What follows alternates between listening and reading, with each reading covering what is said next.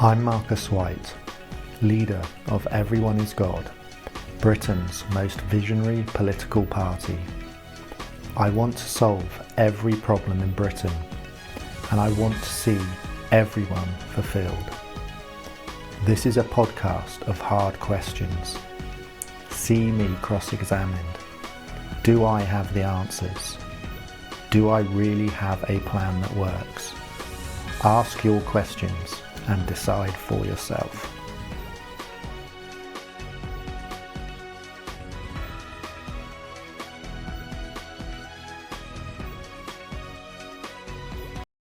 And good afternoon, everybody. Welcome to the Everyone is God political podcast. I am Brudsy, joined with the lovely Marcus White. Marcus, how are you doing on this lovely day?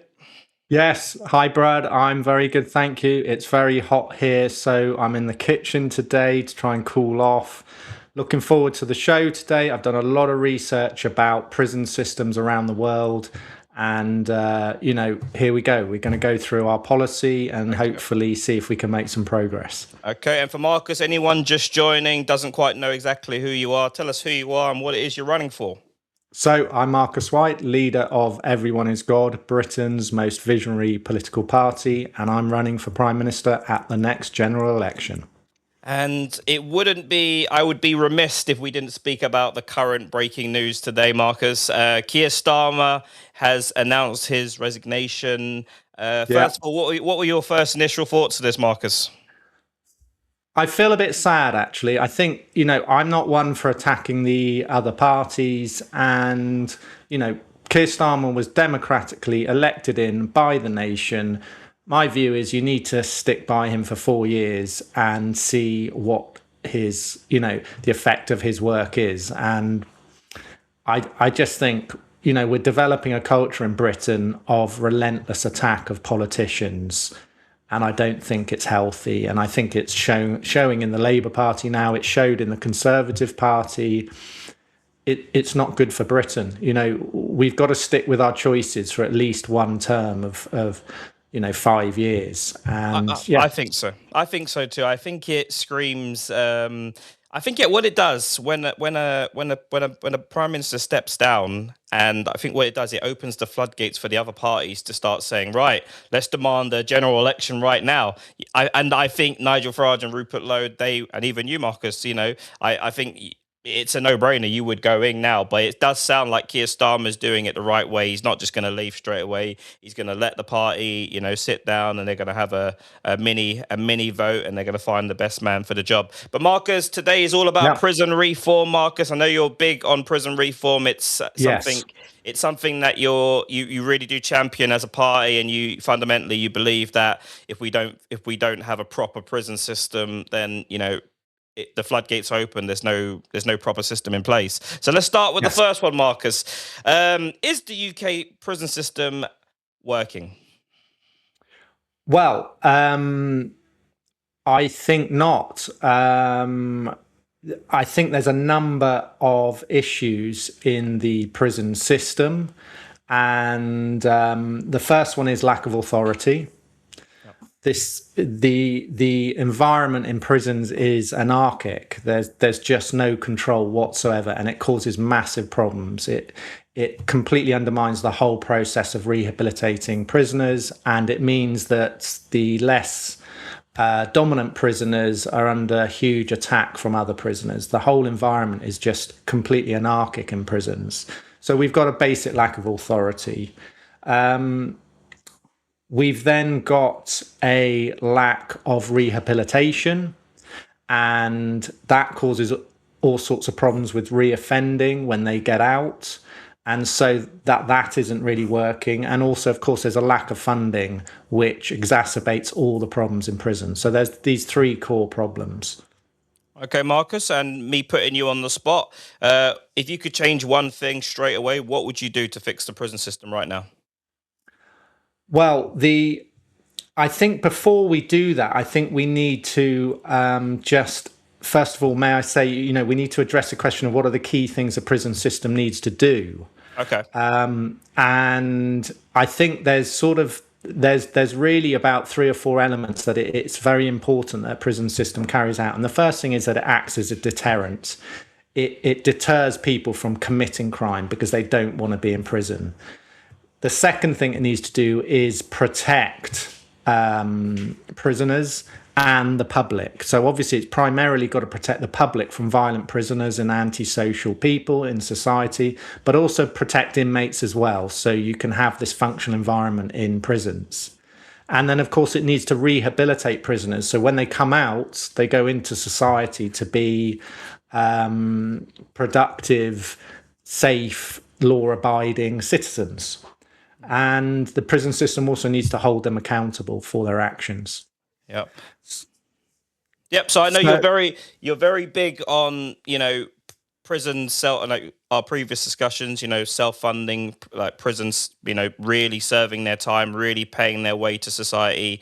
I imagine if you was in power, you would really try and enforce this as quickly as possible. Yeah. So the prison system is literally not eating off the taxpayers' money, and that's obviously Yeah. good news for the taxpayers. And also, it does, like what you said, it enhances that sort of pay your dues to society, helps you rehabilitate. I do think people at the minute do feel that our prisons are too soft, and they're also majority rule. So whoever the dominant gang is or Yes. anything like that, Yeah. they're the top dogs. Like, I know, Yes. I mean, it's. I'll just say, there is a perception that a certain religious group is running most of these prisons, especially in the inner cities, and there's a lot of people that feel that they're not safe even, and unless even they even convert to another religion, and that's really common, sort of what I'm hearing from people in prisons at the minute. So I'm imagine you would have something in place to Yeah. where the law is the law and people know who the boss is. Exactly. So let's look at this now. I mean, what would we do if we were in power? Mm-hmm. So you've got these three main problems. You've got lack of authority, lack of rehabilitation, and lack of funding. That's the three things that every prison system in the world pretty much wrestles with and has to resolve. So what would we do about it? Well, look, if you look around the world, there's some very key countries that have really resolved these problems. So, for example, in Scandinavia, particularly Norway, you have very high welfare prison systems. They've pioneered a prison system where it's very rehabilitative for the prisoners.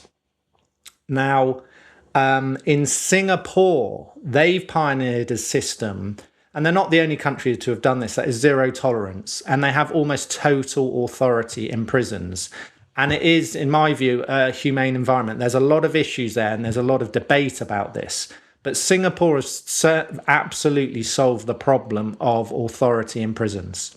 They use a very high discipline system.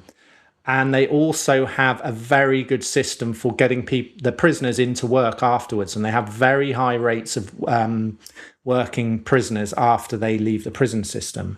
And then in Switzerland, they have dealt the best with the problem of making prisons more self-funding. And they have compulsory work for prisoners. So you can see, if you look around the world, there are countries who have cracked these three main problems of lack of authority, lack of rehabilitation, lack of funding. So like I said, Singapore's cracked authority. The Nordic systems and Norway have cracked rehabilitation. And Switzerland has really made a lot of progress with lack of funding, because the prison systems are people work full time in their prison systems. They're the best with this. So we want to pick the best of all the prison systems that we know work and even take it further. And, it's quite extraordinary just how well some of these countries have done with this. And I'm going to give you some figures later on when we look at the effect of all of this. Yeah. But there's another aspect to this, which is crucial. Prevention is better than sort of treating, putting people in prison. If we can stop people committing crime at all, right at the root level, that is the holy grail, where you don't need a prison system anymore. And we have extensive policies on this. And, regulating and supporting parenting is absolutely key, and education. as I've said many times over, if you make sure every child in the country is brought up in a loving, stable environment with the correct parenting and then the correct education, you won't have people who are inclined towards crime, and you won't need a prison system, or at least hardly any people will be inclined to crime, and you'll have a very low need of the prison system. So, and also reducing poverty. Poverty always leads to crime. And the final thing is moral laws. We want to tighten up on moral laws. And, there are countries out there that have much stricter laws about behavior. And this is a very important aspect of it as well. So that's sort of very briefly the things that we would be homing in on and doing. We'd be trying to perfect all of this. Okay. So you're basically saying you're going to combine, you've got a whole load of policies together from, systems that are working abroad, and you want to combine it and, make it work, Yeah, efficiently to your own sort of. exactly. I mean, the reason I've mentioned all these other countries is not because we sort of so much my policy is to copy other countries. I already had in our policies all these ideas, but the reason I've mentioned these countries is because they've proved these principles work. Yeah. The principles I'm talking about of authority, about rehabilitation and self-funding, all of this is being done by certain countries. Every country there's our countries out there right now have made massive progress with this. And like I said, at the end, I'm going to give you some stats to really drive this home. Okay. So, and we want to better this. We think you can go further than they have. Yeah. Why do you think, Marcus, that this hasn't been done already? Why do you think, it seems like a no-brainer? Go and have a look, see what's working, see what's not working, and make a decent system that works. Okay. So like I said, there's three aspects. Okay. Lack of authority, lack of rehabilitation, lack of funding. Now, every one of those has a sticking point, if you like, that society has to stomach. So the Singapore system, and they're not the only ones. There's a number of systems around the world, China, United Arab Emirates. They have solved the problem of lack of authority. But you see, Singapore is actually an extreme example of this because they use very carefully regulated corporal punishment. They actually use caning in their prisons as a punishment. And this is very controversial. But again, I keep saying this, we're going to see the stats on this. Yeah. I like this though, Marcus. Can I just jump on that? There's a lot of people that do believe that we're in a day and age where people just don't respect authority. And sometimes people, they're at a point, you just mentioned, was it Singapore, where they use a cane? A lot of people, surprisingly, are in favor of some sort of, discipline, physical discipline to make people listen, especially with young men. Young men haven't got a father role model. They haven't maybe had the discipline that most young boys get when they get older. It's not necessarily proper physical violence, but I personally, if I was naughty when I was younger, I got a clip round the ear. I knew not to do it again. I never felt like I was being abused or anything like that. Would you be in favor of that cane, Marcus, being used in your system? Okay, this is a really hot topic. So with children, definitely not. If you're resorting to caning a child or smacking them, parenting has broken down. Mm-hmm. So I think with children, absolutely not. As soon as you use that type of discipline, it just says your discipline structure and there's something wrong in the environment with the parents, because they should not need to resort to that. There's perfectly effective methods of disciplining children without doing that. So that I'm very clear on that. Now, in prisons, it's different. You're dealing with adults. Would I be in favor of the Singapore system of caning? I'm not sure at this stage. I'd have to do a lot more research into it. But you see, this is the whole thing. This issue of lack of authority. This is what people, I think there is relentless data from the countries that succeed in applying authority.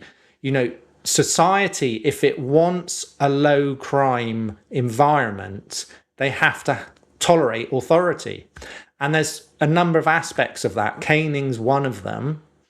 Mm-hmm. Other punishments or consequences can be very harsh. So for example, sleeping on hard beds, not having mattresses, all sorts of punishments and consequences can be put upon a prisoner. Yeah. And the final thing is, in these societies, they have very high surveillance, total surveillance in cities where they have almost 100% catch them straight away result, because they have such high surveillance. So this is the thing, okay? This is one of the things I'm really big on in my politics. You see, the people of Britain have to decide what they want. If you want a crime-free society, there's a number of things you have to do. And one of them is high authority, high surveillance. And part of it is this very zero tolerance policy. Now, do the people of Britain want that? And there's huge debate about this. There's many critics of the Singapore system, but it's the safest city in the world. Yep. Now, so what do we want in Britain? Well, I tell you, I know what I want. I want a level of authority which reduces crime to very low levels. I will always, for me, my interest in terms of crime is to have very, very low crime. If that means you have to have very strict authority, then that to me is a no-brainer, because it's functional. We're not applying authority to control people and control what they think and their freedoms. No, we're doing it to reduce crime. So that's where I stand. I want a very low crime society, and I want the authority that's required to achieve that. Marcus, we've got a couple of fan questions come in. I'll get them up on the screen. Let's start with the first one over here. This one is from ST Lover. I'm not sure about that one. Bring back capital punishment. That'll free up the prisons, especially with heinous crimes involving children. Okay. My view is everybody has the right to rehabilitation once. We all make mistakes. We all, children that have had highly disturbed upbringings are highly likely to commit heinous crime, especially, for example, if they've been sexually abused themselves. So to go and execute somebody, if you like, on their first offence, I think doesn't really address the root of the problem. You will continue to execute people every year, and you will continue to have these criminals coming through. So I think this is a real fundamental issue. I think society needs to be of a consciousness where it realizes if somebody gets to the point of committing very serious crime, society at large has failed. Because that person wouldn't have been brought up in a stable environment. They wouldn't have had the right education and the right influences. And this is a job of all of society. So to go and execute them doesn't really take responsibility for all our parts in crime. We all play a role in it. Do we want to tolerate high authority or not? Do we want to regulate parenting or not? We can't have it both ways. If we're not prepared to regulate and have authority and make sure these things don't happen, then we can't blame it when people fall through the system, because there is no regulation or authority and go on to commit serious crime. Okay. But I do believe there's a place for it in repeat offences, where people have had every opportunity to rehabilitate themselves in a fully constructive prison system, and then they reoffend violently, then I think there comes a point where you have to protect society, and there is a place for execution. Yeah. Okay. Let's take one more from Adam as well quickly. Adam, what have we got here? What is the biggest mistake we're making with sentencing today? I think it's that it's all driven by there not being enough prison resources, which then means, for example, you don't prosecute petty crime with prison. Prisoners are getting out a lot quicker. So I think our biggest error with sentences is that they're not tough enough, because we don't have a prison system that can actually hold the amount of prisoners we really need to hold. Yeah, and that will come over to Claire. She put on TikTok, I've had to end that stream because someone wanted to do something they shouldn't have. Claire put, we need to build more prisons and also more asylums. Well, I think in the short term, possibly, but if, like I said, we have policies that I believe will stop crime at its root and reduce the rate of offending and the amount of people that will need to go in the prison system. That would take decades to fully achieve, but it is possible, and there are countries have done it. And like I said, we're going to get onto these stats. Okay. And another couple of points I'd make. Lack of authority is one of the problems. Lack of rehabilitation. Again, how this ties in with this lady's question. With lack of rehabilitation, you have to invest in your prison system. There's no choice. You can offset some of the cost and make it partially self-funding, but it's very difficult to make it fully self-funding. So we have to invest in it. And this is something society has to stomach. Do we want to properly rehabilitate prisoners like they do in certain countries and have the bill of that, or not? In which case they're more likely to reoffend. We've got one more question from somebody. This is ST Lover again. With all the prison systems around the world, which system does Marcus like the best, and which one would he adopt? Do you think he's kind of said that already? He's kind of said at the start. So I don't want him to sort of just keep repeating himself over and over again. He basically said, he's got some data of things that are working globally. Well, I can summarize this. Look, I like the authority of the Singapore system and many other systems that are highly authoritative. I like the rehabilitation of the Nordic system, and I like the self-funding. It's not fully self-funding, but the self-funding status of the Swiss system. These are all no-brainers to me. Those are the three elements you need in a prison system, and they're all out there. And when I say, for example, the authority of the Singapore system, they have one of the best programs for prisoners going back into work. They call it the Yellow Ribbon program. So they're not just authoritative. They understand the broader picture. So, I like bits of certain systems around the world. And like I say, I think you can put it together to create the ideal prison system and take it even further. Yeah, I think he's happy with that answer, Marcus. Marcus, let's move on slightly to, people say kumbaya, the perfect world. What would society look like, Marcus, to you if you were fully implemented, your sort of ultimate game plan for the prison services? Right. Well, look, exactly. Let me explain. So, Singapore, as I said, we're going to do some stats here to answer this question. What would the world look like if you have a fully functioning prison system? Singapore has a 7% homicide rate compared to Britain. Wow. And we don't have a high homicide rate here. Their homicide rate is 7% of what we have here. Wow. So their murders out there are just tiny compared to us. And their rate of shoplifting is 8% of what ours is. Singapore is the safest city in the world. So they're doing it right now. They've cracked the whole criminal gangs. They don't really have that out there because the system's so authoritative that they break these gangs. They don't really exist out there. And they have very low reoffending rates. Now, it's the same with the Scandinavian countries.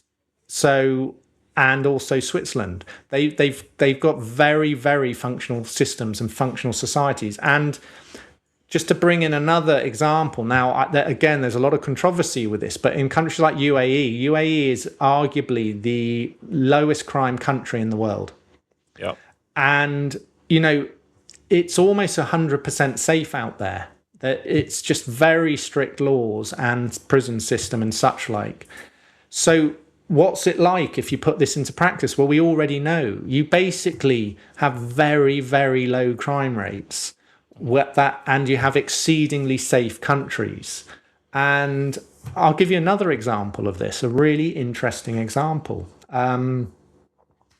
in Nordic countries, so places like Norway, Sweden, Finland, Iceland, they have a tradition that's practiced widely today where they put babies, young children out in their prams outside for naps. So Oh, you can go to like streets in their towns and cities and you'll see prams outside the shops while the mother's inside having a coffee. Now, in their culture, this is a complete norm. There's no fear of abduction or something happening to these children.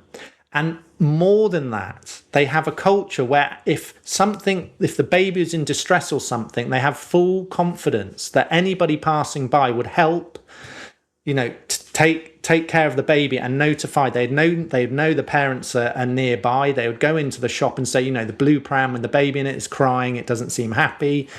All of this happens. So can you imagine these cultures exist, and we don't, in Britain, we don't realize life can be like this, where everybody trusts each other. You have very low crime rates to the point at which it's a complete norm to put your baby in a pram outside the shop while you go and have coffee. yeah. And do you see what Marcus, I mean? I understand what you mean, but is that the cynic in me says that some of these countries have the death penalty, for instance, they have capital punishment, there are serious repercussions, especially in like Saudi, UAE, Singapore. I believe in Singapore they've got some real stringent rules. Even if you litter, Yeah. I think a friend of mine told me if you litter, you can get serious crime. So is the answer that physical justice, that deterrence, that fear of death, Marcus? Because people know if you go Saudi Arabia and you play around out there, you're most likely going to end up in a prison for life, and you could end up with the death penalty. I Look, my view is this. I think high authority is an essential element of a prison and criminal justice system. I absolutely believe that. Yeah, Very high authority, and I'm a fan of high surveillance to a point at which so you can catch people straight yeah, away. But it's got to be balanced with high rehabilitation and humanity. These people, you're not going to kill everybody. They've got to go back into society. Whether, like I said, I think everybody has the right to an initial right to rehabilitation, yeah. to correct themselves. I think this is a fundamental human right. I don't personally, and I am sort of open-minded to this, but I don't believe a high rate of execution, a low threshold for execution, which some countries do have, is the absolute key to the authority. I'm not sure. I don't think that's the linchpin of authority, if that makes sense. Yeah. I think authority has many aspects to it, of which the death penalty is one. I don't think it's the overarching center of authority. Okay. Do you see what I mean? All right, all right. Yeah, okay. I'll let you have that one. Fiona, someone's ate the thesaurus today. How would you actually reduce recid? I actually have never seen this word before. Recidivism. Uh, Recidivism, Recidivism. reoffending. Oh yeah, right. Oh, recidivism, of course. Yes, never mind. Yeah. So it's reoffending. I have a problem with this word as well, pronouncing it. It's one of those Okay. difficult ones. Not just talking about it. So she's being Well, firm. exactly. It's these three things. It's you've got to have an authoritative system, which we don't have in this country. We simply don't have it. And there's a lot of debate about how authoritative we should be. We need a complete rehabilitation program. We don't have it in this country. I know a number of prison officers personally, and I know from the inside and my research, this isn't just, me going online. I talk to prison officers, and we have to fund it. And like I said, you can increase funding or the costs of prison by prisoners working full time as they should be, just like anybody else. But also, you do have to invest in it from the tax system, unfortunately.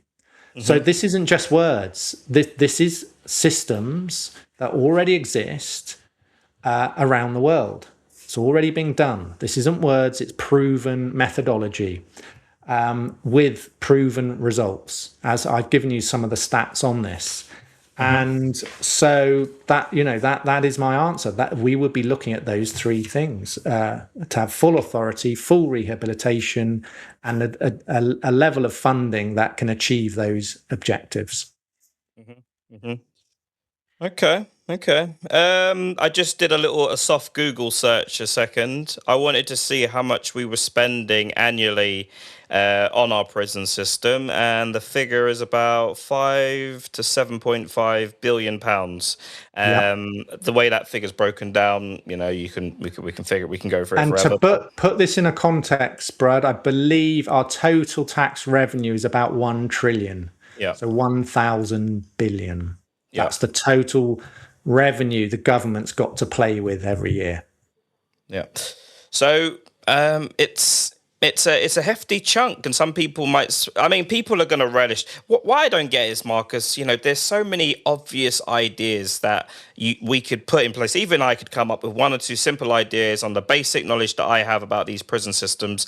Why aren't the government listening? And what should people be doing? Because a lot of people feel, there's real consequences. There's real people, like, someone sent a comment in about sentencing and what's going on with sentencing in this country. We had a very high profile case recently of three boys on two separate occasions, essayed a young girl. The judge, when taken to the judge decided that these boys behaved impeccable in court and they didn't deserve prison time. I mean, I know it. Keir Starmer, to his credit, he has forced an inquiry into this to open it back up, the case. But why on earth? How on earth can we get to a point where someone can, where a judge? It doesn't seem logical. You've got someone that's done two sexual assaults against young girls twice, different occasions, and the judge has decided that they don't need their day in court. This is what the people have lost faith in the justice system. So what's your question here, Brad? I suppose my question is, like, obvious common sense here. Like, someone essays a girl, sexually assaults a girl, rapes a girl. Why on earth wouldn't you be giving them their day? Why aren't they serving their time? What would you do, Mark? I suppose, like, the best way to answer this, if you were in charge, Marcus, everyone is God, political party, you're in power. What would you do if that case had been brought to you?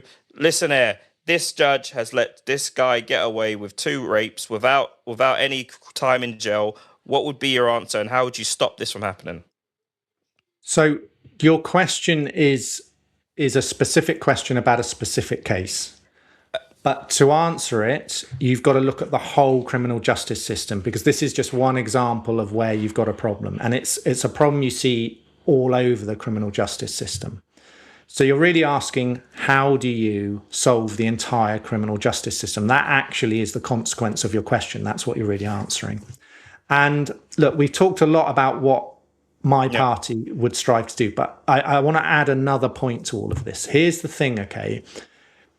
I think there's two reasons why politicians struggle with this issue, and it's very challenging. I am not here to criticize the government, because politics is possibly the most demanding job on the planet. You have to know everything about everything, and there's very few human beings who have that capacity.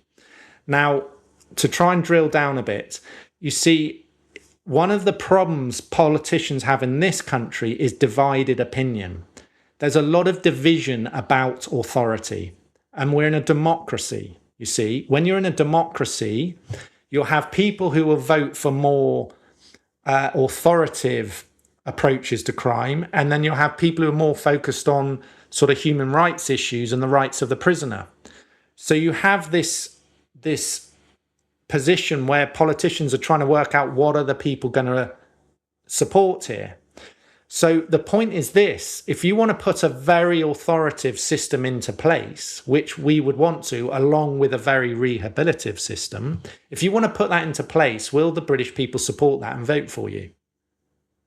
This is one of the problems politicians run into all the time, because, you could say, right, our policy is, for all these serious crimes, it's the death penalty.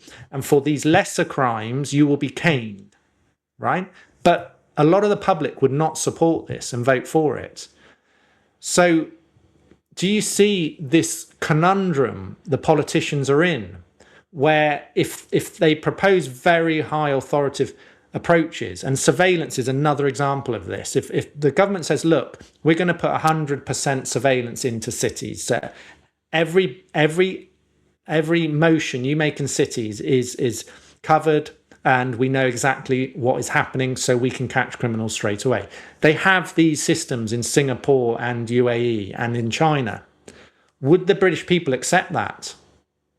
If I stand up and say we want 100% surveillance in cities, AI surveillance with facial recognition, would people tolerate this? Do you see the problems politicians have? Yeah, I do actually, Marcus. Yeah, I do. And people, this is where people criticize politicians, but you need public support. We're in a democracy. So I tell you my approach to all of this to try and unravel the conundrum of democracy. Speak the truth. You see, that's what I try and do in all these podcasts and all these questions. I try and speak the truth to the British people of the consequences. If we do this, it will achieve this. If we don't do this, we will have this problem. So I say to the British people, if you want very low crime rates and safe cities and your children to be safe, you need high authority and high rehabilitation. Can you stomach that? Will you support that? If you don't, and we don't have it, we'll continue to have the crime we have now. This is my approach to speak the truth. And like I say, I favour high authority that's necessary to get the job done with high rehabilitation and programs to get prisoners back into work and functional society. Yeah. I know it's a slightly roundabout answer, but this is the whole conundrum of politics. Yep. And part of my job, I believe, is to explain to the British people the challenges of politics and the reality of it. This whole attacking politicians will not help. You've got to start looking at the challenges politicians have and the parts the British people play in those challenges. Because at the end of the day, Britain has to get behind a policy that works. Yeah. And I struggle with this a hell of a lot, Marcus. There's a clip that we've put out about, digital ID for everyone that goes on social media. Exactly. Something as simple as that. The amount of pushback that I'm getting from it. Oh, hurty words. They want to check you. They want so much conspiracy. I was like, look, from my perspective, I'm not a criminal. If you told me that I could, and this is what it would do. If everyone that signed on their computer today had to sign in, the computer knows exactly who you are and where you are and exactly what you're typing on social media, but your information is still protected. That alone would stop the supply and demand of child pornography, all sorts of exploitation online. People physically wouldn't be able to go online and do it. For that alone, I'm in favor of this. But try explain this to Joe Bloggs down the streets. Brad, this is exactly the problem politicians face. My approach to politics is whatever problem you have, you look at the best solution to it, and then you just do that all out. So, like you said, this whole issue of regulating the online environment.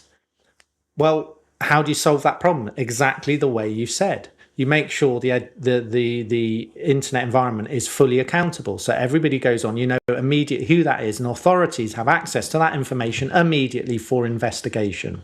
Yep. Not to control people, but to investigate and prosecute crime and reduce crime.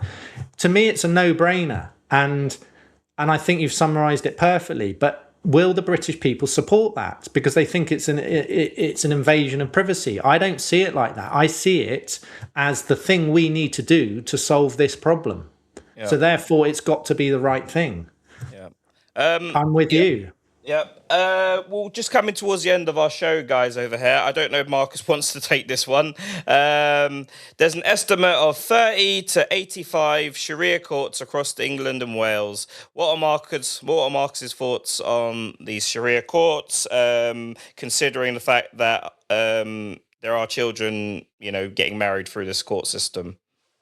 Sorry, I'm not very familiar with this phenomenon. I don't know if you can explain it a bit more to So, me. so Sharia courts are basically a Muslim sort of faith organization where there are matters where they can go to these courts and have like very minuscule sort of things. Arranged marriage can be done as well. I believe some form of divorce can be done as well. Not official Not a divorces, not legal, legal not process British, in not Britain. Brit- not British law ones, but there are systems in place where, through a Sharia court, you can have small things sorted out, and arranged weddings between children are being done. And not to be just to be very fair, ST lover as well, the very same thing that you're talking about is happening right now all across America. So even in the great superpower of America, in California, you can be married at 14 with your parents' consent. So, like I said, I haven't studied this area at all. So I can only sort of make some general points here. And I think there's a very, very important general principle, which is all activity that occurs in a country by any religious or ethnic group must conform to the laws of that country. There can't be different laws for different people, or if a country has a culture of doing something that's acceptable in a foreign country but not legal here, then they can't do that here, whether it's part of their culture or not. It's just that simple. So I Yeah. believe this principle is very simple, and it should be absolute. Yep. You abide by the laws of the country you're in, whether it is your cultural heritage or not, to do so. And that is absolutely crystal clear, zero tolerance, non negotiable. So I think that single principle would guide an answer to most of these issues. Yeah, yeah. All right, ST Lover, thank you very much for that. We're just on Yeah, the end of thank our you. show at the minute. Thank you very much for coming in and contributing to the show. We are live Mondays and Thursdays. Thursday, we have a very, I was going to say interesting, but I think it's more spicy is the word, Marcus. One of the things that initially interested me in your political party is that you were a sex positive party. I've had people saying to me, stay in your lane because, I speak to a lot of girls that work in the industry. I feel like everyone deserves a voice on social media. And Marcus, you empower this sex positive party, and I believe you have something to say about this. Yes, certainly. So we are definitely a sex positive party. We believe, we're very big on psychology, and at the root of psychology is sex. It's the key driver of human beings. This is the key force that drives us and influences all aspects of our life. And this is very central in our politics. We're very pro people being free to express themselves how they want, sexually and creatively, as long as, of course, it is between consenting adults. And we feel it's an absolute fundamental that there is acceptance of everybody's chosen way of expressing themselves. So it's absolutely fundamental in our politics. Are you suggesting that everyone has sex and everyone has this need for sex, Marcus?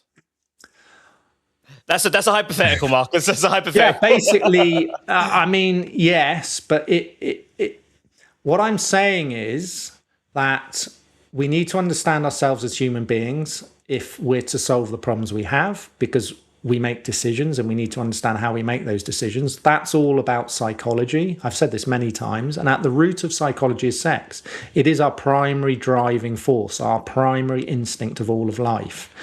And that instinct is so strong. There's a whole psychology of how it affects our relationships, how it drives us to be ambitious, how it drives us to seek status, because the dominant males will attract mates. So it's driving, for example, it's a massive driver of political ambition. Men and women will seek political ambition because it goes back to the instinct of becoming powerful to attract mates. Yep. And on that note, I believe you have a guest that's going to be joining us. Yes. Yeah. I'm just going to ask my partner Rosie to come through. Rosie, are you there? So Rosie's going to be joining us on the show on Thursday. Hi, guys. I can't hear. Oh, Okay, right. no worries. Bear with me. Hold on. Just Hi, Brad.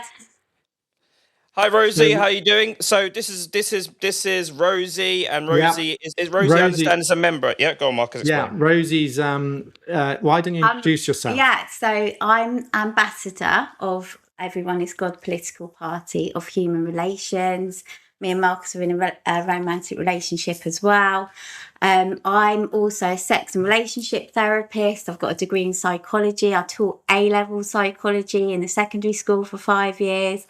But I combine my therapy work with sexual performance. So I'm also classed as a sex worker. So I've been in the sex industry now for nearly 7 years. So I'm very passionate about empowering all people, sex workers and the people who use sex workers, and understanding the psychology of that and destigmatizing that industry for everybody, so we all understand sex is a fundamental part of being human. It's what creates our life, and as long as we respect each other and we are all consenting adults, what is wrong with practicing sex in all shapes and forms? Nothing at all, Rosie. And I am fascinated. I'm sure the viewers will be fascinated by this, guys. Make sure you join us on Thursday at 1 p.m. We get Marcus and Rosie are going to be explaining the sex positive side of politics that I don't think you're going to hear anywhere else, guys. Sex and politics don't traditionally go together.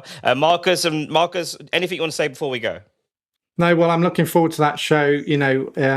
People, do tune in. Thank you, everybody, for listening. It's great that we're getting more questions. And, we look forward to speaking to you about sex and politics on Thursday at 1 o'clock live. Thank you very much for joining us, guys. Thank you, everyone, for watching. I'm Marcus White, leader of Everyone is God, Britain's most visionary political party. Subscribe to us on YouTube or visit our website if you would like to find out more and get involved.